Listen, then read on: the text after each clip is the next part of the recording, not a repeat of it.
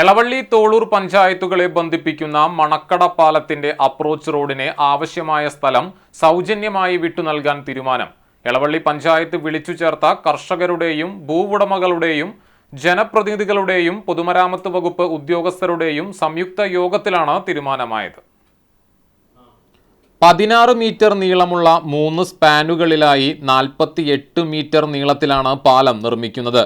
ഇരുവശത്തും 1.3 മീറ്റർ വീതിയുള്ള നടപ്പാതകൾ ഉൾപ്പെടെ 11 മീറ്റർ വീതിയാണ് പാലത്തിനുള്ളത്. പാലത്തിലേക്ക് 80 മീറ്റർ നീളത്തിൽ അപ്രോച്ച് റോഡ് എസ്റ്റിമേറ്റിൽ ഉൾപ്പെടുത്തിയിട്ടുണ്ട്. പാലത്തിന്റെ ഇരുഭാഗത്തേക്കുള്ള പഞ്ചായത്ത് റോഡുകൾക്ക് ആവശ്യമായ വീതി ഉറപ്പുവരുത്തിയാൽ മാത്രമേ ഇനി നടപടികൾ പുരോഗമിക്കുകയുള്ളൂവെന്ന് സൂചിപ്പിച്ച് പൊതുമരാമത്ത് വകുപ്പ് കത്ത് നൽകിയിരുന്നു. ഇതിന്റെ അടിസ്ഥാനത്തിലാണ് പഞ്ചായത്ത് യോഗം വിളിച്ചത്.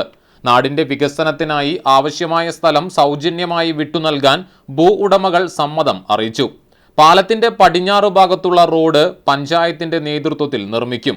പ്രസിഡന്റ് ജിയോ ഫോക്സ് അധ്യക്ഷത വഹിച്ചു.